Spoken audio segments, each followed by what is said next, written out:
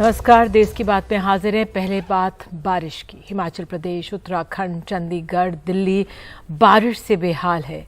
हिमाचल प्रदेश के लिए red alert है क्योंकि वहां और बारिश होने का अनुमान है। यहां पर 3 पुल टूट चुके हैं, 700 सड़कें बंद हैं, 4 राष्ट्रीय राजमार्ग बंद हैं, 1800 बिजली के ट्रांसफार्मर्स फटकर बंद हैं। हिमाचल में कल 50 सालों का रिकॉर्ड तोड़ा है। लगातार पुल, रोड के बहने की तस्वीरें आ रही हैं। 20 से ज्यादा लोगों की जान जा चुकी है। ये सब स्थानीय लोग बताए जा रहे हैं। करीब 400 से 500 लोग फंसे हैं। ये पर्यटक हैं, लेकिन इनका ध्यान रखा जा रहा है। जल स्तर बढ़ते ही व्यास नदी तबाही मचा रही है और नदी का तेज बहाव में झेल रहे लोहे के पुल तक बह गए हैं। तो सबसे पहले हिमाचल प्रदेश की, क्योंकि सबसे ज्यादा भयावह तस्वीरें आ रही हैं, बात करने के लिए हिमाचल प्रदेश पर हालात किस तरह से, हमारे साथ सतवंत अटवाल त्रिवेदी डीजीपी मौजूद है। बहुत बहुत धन्यवाद मैम जुड़ने के लिए।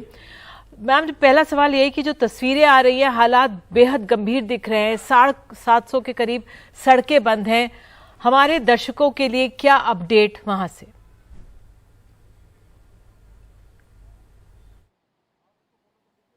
Nidhi ji, thank you for connecting with us and thank you for connecting with us to the rest of the world. हम लोग आपके माध्यम से सबको ये बताना चाहेंगे कि ये बारिश बहुत ज्यादा है। जरूर एक मुश्किल की घड़ी है, लेकिन हर कोई डटा हुआ है पूरे हिम्मत और उत्साह के साथ। Be the police department, PWD department या लोकल एडमिनिस्ट्रेशन, हर एक एडमिनिस्ट्रेशन का हर एक हिस्सा जमीन पे है और अपना काम पे एकदम लगा हुआ है। और जितने टूरिस्ट हैं, मैं खास तौर पे अश्योर करना चाहूंगी कि जितने भी टूरिस्ट कुल्लू मनाली में या लाहौल स्पीति में कहीं पे भी अभी हैं, हमारे आई वोंट से फंसे हुए हैं, स्ट्रैंडेड हैं, वो सब सेफ हैं। उनके पास कम से कम 3 दिन का राशन है, पूरी मेडिसिन हैं और हमारी पुलिस एडमिनिस्ट्रेशन उनके टच में है। तो घबराने की कोई बात नहीं है। जहां हम लोग को विंडो मिलेगा, जैसे ही विंडो मिलता है, हम लोग एयरलिफ्टिंग शुरू करेंगे या कहीं भी इमरजेंसी राशन पहुंचाने की जरूरत होगी तो वो पहुंचाए जाएंगे। मेडिकल एड पहुंचाने की जरूरत होगी तो वो भी पहुंचाया जाएगा। मैम, कनेक्टिविटी बहुत बड़ी चुनौती है इस समय। 4 हाईवे बंद है, 3 पुल टूट गए हैं, तो उस पर कितना आगे बढ़ पाएंगे उनको दुरुस्त करने में? जी, ये जरूर है कि करीब 1000 के आसपास सड़कें जो एनएच है या स्टेट या बाई लेन्स हैं, वो इस समय लैंडस्लाइड्स की चपेट में हैं। बार बार सड़कें खोली जा रही हैं, लेकिन ये भी है कि लगातार बारिश होने के कारण बार बार लैंडस्लाइड्स भी आ रहे हैं। बहरहाल border roads, SDRF, Himachal police and also with the help of NDRF, everybody is on the job। और जहां जहां सड़कें खुल रही हैं, वहीं हम लोग अलर्ट्स भी जारी करते जा रहे हैं। जैसे कि अभी एक मेजर हमारा चंडीगढ़ शिमला कनेक्टिविटी बंद हुआ है 5 घंटे के लिए, तो वहां काम जारी है एंड वी आर होपफुल कि अगले 3-3.5 घंटे, क्योंकि 1.5-2 घंटे तो बीत गए, हम लोग वो कनेक्शन भी अपना खोल देंगे। जी मैम, मंडी, मनाली, कुल्लू सबसे ज्यादा प्रभावित दिख रहे हैं। वहां पर इस समय क्या हालात है? जी, Mandi, Manali, Kullu, these are highly affected areas. वहां पे इस समय जो रोड्स हैं वो काफी पानी से इनंडेटेड हैं और हम लोग कनेक्टिविटी इस्टेब्लिश किए हुए हैं सैटेलाइट फोन से। रास्ते खोलने की कवायद जारी है, लेकिन बार लैंडस्लाइड्स आने के चलते थोड़ी मुश्किल जरूर आ रही है, परंतु जहां तक हो सके लोगों को सेफ स्पेसेस में लाया जा रहा है और जैसे ही सड़कें खुलेंगी या राजमार्ग खुलेंगे, हम उन लोग को बाहर भी निकाल लेंगे। बिल्कुल मैम, जो नदियों में जिस तरह से तेज बहाव, लैंडस्लाइड्स गए, हम वहां से जो तस्वीरें आ रही हैं उनको देख रहे हैं। जो पुलिस वाले, प्रशासन के लोग हैं, गांव वालों को समझा रहे हैं, अलर्ट कर रहे हैं कि जो रास्ते में घर आ रहे हैं कि उनको छोड़ दीजिए। सलाह एक तरह से दी जा रही है कुछ दिन के लिए, लेकिन शायद लोग मान भी नहीं रहे। तो आप लोगों के सामने या प्रशासन के लोग जो जमीन पर मौजूद हैं, क्या चुनौतियां हैं उनके सामने बड़ी? वेल challenges आते रहते हैं, but then you rise to the challenge, and that is the mettle of the Indian police service and the administration on the whole. पानी जगह जगह भर रहा है, हमारे 2 थाने भी इस समय पानी से भर गए हैं, हमारी एक पुलिस लाइन कुल्लू में पानी से भर गई है। लेकिन जहां तक हो सके हम लोग लोगों को भी और अपने लोगों को भी, अपने जवानों को भी सुरक्षित रखे हुए हैं और उनको सेफ स्पेसेस में ले जाए जा रहे हैं।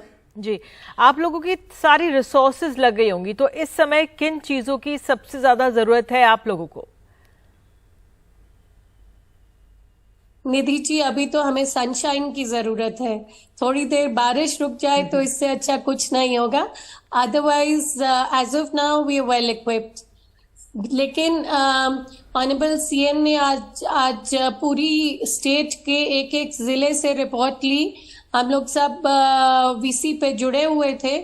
कुछ जगहों में आगे पानी की दिक्कत आने वाली है, कुछ जगहों में बिजली कटी हुई है, लेकिन the concern departments are on the job और पूरी कोशिश है कि जितनी जल्दी हो सके लाइफ को नॉर्मलसी की तरफ लाया जाए। मैम, आप टूरिस्ट को क्या सुझाव देंगी, क्योंकि जैसे वीकेंड आता है हिमाचल प्रदेश उत्तराखंड में लोग प्लान बनाकर जाते हैं, लेकिन इस समय क्या सुझाव उनको? जी, हिमाचल देवभूमि है, सबका यहाँ स्वागत है, लेकिन कुछ दिन रुक कर अभी यहाँ ना आए तो बेहतर होगा। अभी तो वैसे रास्ते भी बंद हैं और फ्लाइट्स भी नहीं आ रही हैं, तो we are not really expecting very many tourist. लेकिन जो टूरिस्ट यहाँ फंसे हुए हैं उनसे मैं बार बार यही अपील कर रही हूँ कि अपनी बैटरीज ना गवाएं फोन की, because phone is the only way we are connecting with you. तो बैटरी संभाल के रखें और अगर कोई विपदा है तो उसे हमसे कनेक्ट करने के लिए यूज करें। कुछ लोग शायद मैं देख रही हूँ सोशल मीडिया में लिख रहे हैं कि मैम यही टाइम पास है, लेकिन ये समय शायद टाइम पास करने का नहीं, एक दूसरे की मदद करने का है और एक दूसरे का उत्साह बढ़ाने का है। तो हम लोग यही अपील करेंगे कि जहां जहां पुलिस या प्रशासन आपसे रिक्वेस्ट कर रहा है कि प्लीज अपने घरों को छोड़कर सेफ स्पेसेस में जाएं, सुरक्षित जगहों पे जाएं, तो हमारा साथ दें और प्रशासन के साथ सुरक्षित जगहों पे निकल जाएं। और जहां जहां पे आपके फोन्स आपके पास हैं लेकिन बिजली कट गई है, अपने फोन्स को बैटरी को डाउन नहीं होने दें, कम यूज करें ताकि आपकी बैटरी इमरजेंसी में आपके काम आ सके। ये बहुत अहम बात आप बता रही हैं। अब परिस्थितियों को देखते हुए क्या लग रहा है आपको, एयरलिफ्ट अब सबसे महत्वपूर्ण जरिया बन गया है लोगों को सुरक्षित स्थानों पर ले जाने का? very rightly said, airlifting is the option at some places जहां पे बिल्कुल सड़कें कट गई हैं, and the Honorable CM and the Secretary Disaster Management both have connected with the Air Force और हम लोग एकदम रेडी हैं एयरलिफ्ट करने के लिए। लेकिन अभी थोड़ी देर मैं ये कहूंगी कि मौसम हमारा साथ नहीं दे पा रहा है। बहरहाल we are waiting for a window जहां पे बादल थोड़े भी छटे, तो अगर जरूरत होगी तो हम लोग राशंस लेके जाएंगे और मेडिसिन्स लेके जाएंगे, और अगर जरूरत हुई तो किसी को अगर मेडिकल कंडीशन ऐसी होती है कि उनको बाहर निकालना जरूरी है तो पहले उनको बाहर निकाला जाएगा। We are prepared to airlift people. लेकिन बाय गॉड्स ग्रेस अभी तक जितने लोग जहां जहां फंसे हुए हैं हमने उनसे कांटेक्ट एस्टैब्लिश किया हुआ है। सब लोग हेल्दी हैं, ठीक ठाक हैं और खाना और मेडिसिन और वार्म क्लोथिंग सबके पास है। बहुत बहुत धन्यवाद मैम एनडीटीवी इंडिया के साथ जुड़ने के लिए और बात करने के लिए। तो ये थी सतमा तटपाल त्रिवेदी, कार्यवाहक डीजीपी हिमाचल प्रदेश। उनका यही कहना है कि 3 दिन के लिए राशन मेडिसिन तमाम लोगों के लिए वहाँ पे पर्याप्त हैं और राहत काम जल्द से जल्द पूरी तरह से कोशिश कर रहे हैं उसको सुचारू रूप से बढ़ाने की। तो मंडी के सुकेत खड्ड में पानी बढ़ने से जो वहाँ पर शिवजी का मशहूर मंदिर उस पर असर पड़ा है, वहाँ से गोविंद ठाकुर दे रहे हैं और जानकारी। मेरे सामने अब आप देख सकते हैं कि हमारा पंचवक्र मंदिर जो है वो आधे से ज़्यादा पानी में डूब चुका हुआ है और प्रशासन पूरी तरह से अलर्ट है। पुरानी मंडी का जो रास्ता है वो भी क्षतिग्रस्त होने की कगार पर है और ब्यासा नदी अपने रौद्र रूप में है। आप देख सकते हैं मंडी के अधिकांश घर जो ब्यासा नदी के आसपास हैं उनका पहली मंजिल या उनके आंगन वगैरह में सभी पानी से भर चुके हैं। आप इधर देख सकते हैं तो पुरानी मंडी के जितने भी घर हैं वो आधे से ज़्यादा पानी में डूब चुके हुए हैं। यहाँ पे जितने भी घाट हैं मंदिर हैं वे सब पानी में डूब चुके हुए हैं। यहाँ से हमारा पंचवक्तर मंदिर जो है वो आधे से ज़्यादा पानी में डूब चुका है और ब्यासा नदी का पानी फिर से बढ़ जाने के कारण प्रशासन के लिए एक बड़ी चुनौती बन चुका है। और आइए अब बात कर लेते हैं पंजाब की। पंजाब में सभी स्कूल 13 जुलाई तक बंद कर दिए गए हैं। पंजाब में लगातार बरसात और जलभराव की स्थिति के चलते पंजाब सरकार का ये फैसला है। बाढ़ पीड़ित इलाकों का दौरा भी किया है मुख्यमंत्री भगवंत मान ने। और हमारे सहयोगी वेदांत अग्रवाल डेरा बस्सी में मौजूद हैं। वेदांत, इस समय वहां पे क्या स्थिति, क्या हालात? देखिए निधि, सबसे पहले यहाँ की तस्वीरें आपको दिखा देते हैं कि किस तरीके से ये वो सोसाइटी है जिनकी तस्वीरें वायरल भी हुई थी सोशल मीडिया पे, और अभी हम आपको दिखाएंगे किस तरीके से ड्रामेटिक रेस्क्यू ऑपरेशंस भी जारी हैं। एनडीआरएफ के लोग मौजूद हैं और ये तो यहाँ पर आपको फिर भी ये गाड़ियाँ दिख रही हैं। अगर हम आगे चलेंगे तो कई गाड़ियाँ ऐसी हैं जो आपको दिखेंगी नहीं, पूरी तरीके से सबमर्ज्ड हैं। लेकिन इस समय यहाँ पर जो फोकस है वो नहीं है। फोकस यहाँ पर है कि किस तरीके से जो लोग ट्रैप्ड हैं ऊपर उनको रेस्क्यू किया जाए। ये देखिए किस तरीके से यहाँ पर पूरी पार्किंग एरिया में पानी भरा है। यहाँ इनफैक्ट हमारे साथ बात करने के लिए यहाँ पर वो भी मौजूद हैं जो इन तमाम रेस्क्यू ऑपरेशंस का यहाँ पर जायजा ले रहे हैं और पूरे तरीके से इन्वॉल्व है। सबसे पहले ये बताइए सर, कितने लोग अभी भी ट्रैप्ड हैं? सर आइए सर, यहाँ पे टोटल फ्लैट के अंदर मेरे को लगता है 600 फैमिलीज रहती होंगी जी। और काफ़ी सारे लोग हैं। मॉर्निंग में मैंने जो रेस्क्यू किए थे वो 56 के आसपास लोग थे जी। और काफ़ी लोगों को हेल्थ इश्यूज भी था। एक 3 साल की बच्ची को किया जिसका भी ऑपरेशन हुआ था जी। अभी एक कैंसर पेशेंट को मैं लेके आया था जी। उससे पहले भी एक पैरालाइज्ड थे अंकल, उनको निकाल के लाए थे। तो बहुत सारी मेडिकल इमरजेंसीज भी निधि, देखिए 50 घंटे से लोग अंदर ही ट्रैप्ड हैं और यहाँ पर आप देखिए पानी पूरी तरीके से भरा हुआ है इन तमाम पूरे पार्किंग एरिया में। और आप जी सारे बिकाऊ हैं इधर जी, आपको हम पहले तस्वीरें दिखाते हैं आके। आप ये देखें निधि, ये यहाँ पर ये नी डीप वाटर से शुरुआत होती है और फिर ये नेक डीप तक पानी आपको दिखाई देगा आगे जैसे हम बढ़ते जाएंगे। और ये एक तो प्रशासन का वेदांत क्या कहना है? 400 से 500 लोग रहते हैं जो पंप आउट करते हैं, जैसे मुंबई में होता है पंप आउट करते हैं पानी को, तो यहाँ पर भी क्या कुछ वैसा किया जा रहा है? बिल्कुल निधि, यहाँ पर इनफैक्ट एनडीआरएफ की टीम्स मौजूद थी जिनका अभी फोकस इवैक्यूएशन पे है। पंप आउट करने की पूरी कोशिश हो रही है, लेकिन आप इनफैक्ट आप हमें ये बात बताइए, निधि का ये पूछना है कि इस पानी को निकालने की क्या कोशिश करी जा रही है? क्या पंप आउट करने की कोशिश कर रहे हैं? इस टाइम हमारे पास पंप अवेलेबल नहीं है जिसके कारण ये पानी बढ़ता जा रहा है जी। हम पंप की कोई फैसिलिटी हमारे पास नहीं है। अभी प्रॉब्लम हमारे साथ ये है जो पानी हमारे पास कल था उससे कहीं गुना ज्यादा इस टाइम हो चुका है। और इस टाइम कल तो बहुत सारी गाड़ियां डैमेज हुई हैं, हमारी गाड़ियां डूब गई, सब कुछ हुआ। बट इस टाइम हमारे लिए सबसे बड़ी इशू है कि इस पानी को कैसे कंट्रोल किया जाए, लोगों को कैसे वहां से इवैक्यूएट किया जाए। सबसे एनडीआरएफ की टीम जैसे आई थी, वो आई, थोड़े से लोगों को इवैक्यूएट किया और उसके बाद वो चली गई। अभी एक मैडम का मुझे फोन आ रहा है, उनको मेडिकल इमरजेंसी है। इनफैक्ट हम आपको एक और दिखाते हैं, यहाँ पे देखिए किस तरीके से बोट्स में रेस्क्यू हो रही है। ये देखिए इन लोगों को रेस्क्यू करके लाया गया है वहां से, उन तमाम जो 3rd फ्लोर 4th फ्लोर्स पर ये लोग ट्रैप थे वहां से रेस्क्यू करके इन लोगों को लाया गया। तमाम एनजीओज भी यहाँ पर मौजूद है जो मदद कर रहे हैं उन लोगों को यहाँ से इवैक्यूएट करने को जिनकी बिजली की सप्लाई नहीं है। इसमें बहुत सारे बुजुर्ग भी मौजूद है, जैसा कि आप देख सकते हैं बोट्स में उनको इवैक्यूएट किया जा रहा है। लगातार कोशिश करी जा रही है कि किसी तरह उनको पानी और खाना पहुंचाया जाए, लेकिन यहाँ के लोगों का कहना है कि इसमें प्रोफेशनल्स नहीं है, प्रोफेशनल्स की कमी है, क्योंकि जो एनडीआरएफ भी आई थी उतने पर्सनल नहीं थे यहाँ पर कि इन इमरजेंसीज को एक्चुअली टैकल कर सके। निधि, तो यहाँ पर सिचुएशन काफी इस समय खराब है, लेकिन एक साय ऑफ रिलीफ ये है कि बारिश बंद है पिछले 2 घंटों से। बिल्कुल वेदांत, और आपके पास आगे भी हम 7 बजे आएंगे और आप ही से तमाम जानकारियां लेंगे। तो फिलहाल प्रशासन अगर सुन रहा है तो जिन चीजों की दरकार है वो वहां पर उपलब्ध कराई जाए। बहरहाल आइए आगे बढ़ते हैं। इसके बाद में दिल्ली का हाल जान लेते हैं। दिल्ली में भी बारिश से हालात खराब है। आज कुछ बेहतर हुए। दिल्ली में बीते 2 दिन लगातार हुई बारिश में कई हादसे हुए जिनमें अलग अलग जगहों पर 5 लोगों की मौत हो गई, 5 से ज्यादा लोग घायल हो गए। साथ ही यहाँ बारिश की वजह से कई जगह सड़क, अंडरपास, रिहायशी इलाकों में जल जमाव हो गया है। और अब यमुना में जो खतरे के निशान से ऊपर यमुना जी बह रही हैं दिल्ली में। हमारे सहयोगी परिमल कुमार हमारे साथ मौजूद है। परिमल, क्या स्थिति वहां पर, वहां से जानकारी दीजिए। देखिए यहाँ पर जैसा आपने कहा कि खतरे के निशान को पार कर गई यमुना। वार्निंग लेवल को लेकर सुबह में चिंता और चुनौती थी निधि, लेकिन अब जलस्तर ऊपर निकल गया है। इसका मतलब सीधे तौर पे यह है कि रिवर बेड के इलाके में यमुना के किनारे जो लोग रहते हैं उनको दूसरे जगह पर सेफ साइड पर ले जाने की एक चुनौती है सरकार के सामने में, और उसको लेकर पहल चल रही है। लेकिन आप यहाँ पे तेज बहाव देख सकती हैं। यहाँ पे बोट क्लब में हम मौजूद हैं और ये बोट क्लब वही जगह है जहाँ से लोगों को एक जगह से दूसरे जगह जब वो फंस जाते हैं तो उनको निकालने का काम होता है। और ये पूरी तकलीफ जो होती है अमूमन हर साल की होती है, क्योंकि रिवर बेड के इलाके में बहुत लोग रहते हैं। लेकिन सबसे बड़ी बात है कि यहाँ पे कोर्ट में खाद जैसी स्थिति है। एक तो हथनीकुंड बैराज से पानी लगातार छोड़ा जा रहा है और दूसरी तरफ अब भी यहाँ पर बारिश जो है वो धीरे धीरे होनी शुरू हो गई है।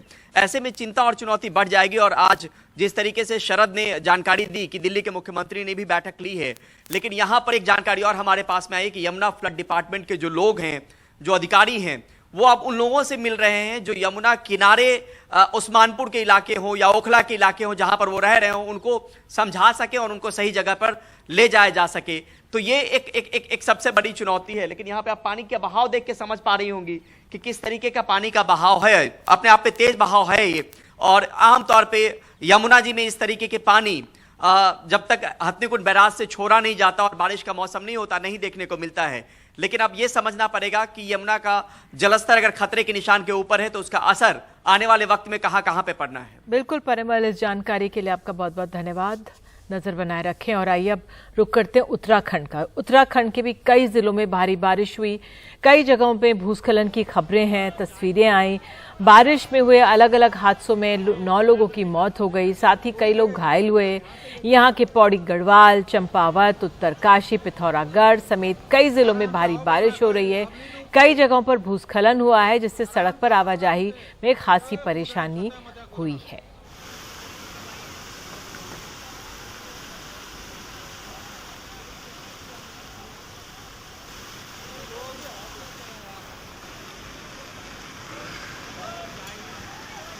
और फिलहाल बारिश से जुड़ी खबरों में इतना ही। एक ब्रेक के बाद देश की बात में आगे आपको ले चलेंगे पश्चिम बंगाल। वहां पे पंचायत चुनाव हुए हैं, चुनावों में हिंसा हुई है, 24 लोगों की जान गई है। रिपोर्ट दिखाएंगे।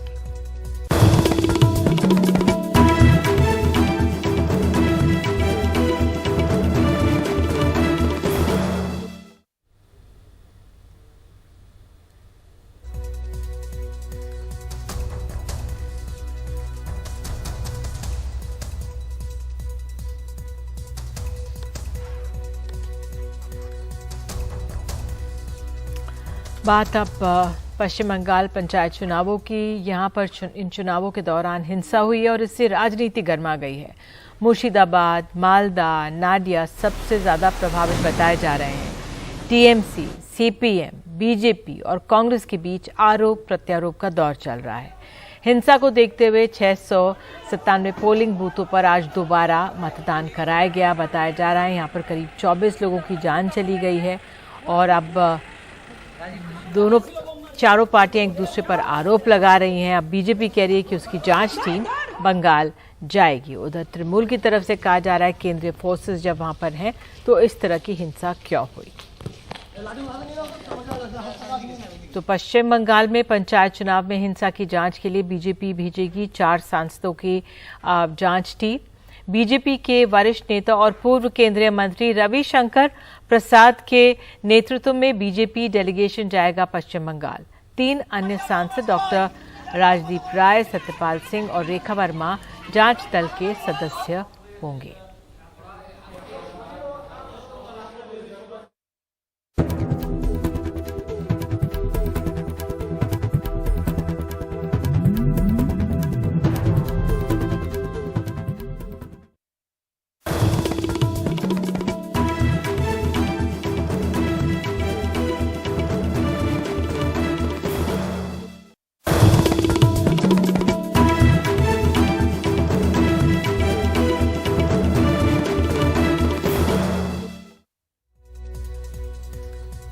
अयोध्या में जैसे मंदिर निर्माण अपने लक्ष्य की तरफ बढ़ रहा है, वहीं दूसरी तरफ पूरे अयोध्या को नया रूप दिया जा रहा है।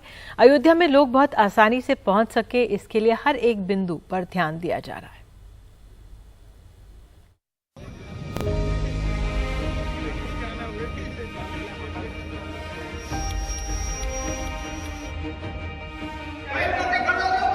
अयोध्या में निर्माणाधीन श्री राम मंदिर का भूतल का काम लगभग पूरा हो चुका है। पारंपरिक नागर शैली में बन रहे इस मंदिर को इस तरह तैयार किया जा रहा है कि ये अगले 1000 साल तक सुरक्षित रहे। मंदिर को बनाने के लिए राजस्थान के बंसी पहाड़पुर से पत्थर मंगाए गए हैं। खास बात यह है कि मंदिर में सीमेंट और सरिया का इस्तेमाल नहीं किया जा रहा। सारा काम लगभग पूरा है, केवल सज्जा का काम बाकी है, वो चल रहा है। दिसंबर 23 तक सज्जा का काम पूरा हो जाएगा। इस काम में सभी इंजीनियर्स और ट्रस्ट लगा हुआ है। 5 मंडप है, 5 मंडपों में से गुजरते हुए भगवान का दर्शन करने के लिए गृह मंडप तक दर्शनार्थी आएगा और उसके बाद प्रसाद लेता हुआ निकल करके जाएगा। राम मंदिर का काम जिस तेजी से आगे बढ़ रहा है, उसी तेजी से अयोध्या को भी सजाने संवारने का काम चल रहा है। शहर की सड़कों को चौड़ा किया जा रहा है। अधिकतर श्रद्धालु रेल मार्ग से आएंगे। इसे देखते हुए अयोध्या के लिए नई ट्रेनें भी चलाई जाएंगी। अयोध्या के लिए देश विदेश से आने वाले श्रद्धालुओं के लिए हवाई संपर्क भी बेहतर किया जाएगा। इसके लिए हम लोगों ने व्यापक कम्युनिकेशन प्लान बनाया है हम लोगों ने, और ट्रांसपोर्टेशन प्लान भी बनाया है। इसमें हम लोग दोनों मार्ग को, जो रोड्स हमारे हैं, उसको हम चौड़ीकरण कर रहे हैं और साथ साथ एयर कनेक्टिविटी बढ़ा रहे हैं। रोड ट्रांसपोर्ट, रोड सिस्टम भी हम लोग काफ़ी मजबूत कर रहे हैं। साथ साथ हम लोग रेलवे नेटवर्क भी है, उसको भी हम लोग फेज़ 1 हमारा कंप्लीट हो चुका है अयोध्या धाम का। और तो काफ़ी हम लोग मल्टी डायमेंशनल काम कर रहे हैं इसमें। अयोध्या के चारों ओर पौराणिक जगहों और कुंड सरोवरों को सजाने का काम भी अंतिम दौर में है। जितने भी इस समय कॉरिडोर्स जो निर्मित हो रहे हैं, राम पथ, भक्ति पथ और राम जन्मभूमि पथ, ये सारे कॉरिडोर्स दिसंबर तक हम लोग पूरा कर लेंगे, ऐसा पूरा प्रयास है। और इसी प्रकार से हम लोग इसको सुपरवाइज कर रहे हैं और इसको इंश्योर करेंगे कि जनवरी के पहले श्रद्धालुओं को मंदिर तक पहुंचने में कोई असुविधा ना हो। 380 फुट लंबे, 250 फुट चौड़े और 161 फुट ऊंचे भव्य राम मंदिर का पहला चरण साल के अंत तक बनकर तैयार हो जाएगा। तब तक अयोध्या भी नए रंग में नजर आने लगेगी। तो अब धीरे धीरे इंतजार की घड़ियां खत्म हो रही हैं। आने वाले कुछ दिनों में भगवान श्री राम भव्य मंदिर में स्थापित होंगे और लोग दर्शन पूजन करेंगे। यहाँ पे आने वाले लोगों को चाहे सड़क मार्ग से हो, चाहे रेल मार्ग से हो, चाहे एयर मार्ग से हो, कि उन्हें आने के लिए कोई असुविधा ना हो। हवाई अड्डे का निर्माण हो गया है, रेल स्टेशन अयोध्या का दूसरा भव्य बन के तैयार है, सड़कें चौड़ी की जा रही हैं। तो आप देख सकते हैं कि जैसे अयोध्या में नया मंदिर दिव्य भव्य बन गया है, ठीक उसी प्रकार से और ये सब सुविधाएं दर्शनार्थियों के लिए बिल्कुल तैयार हैं। पूरी अयोध्या को पूरे साजो साज के साथ जनवरी तक तैयार कर लिया जाएगा और दिव्य अयोध्या, भव्य अयोध्या के साथ दर्शनार्थी जनवरी से दर्शन कर सकेंगे। अयोध्या में राजेश गुप्ता के साथ प्रमोद श्रीवास्तव, NDTV इंडिया।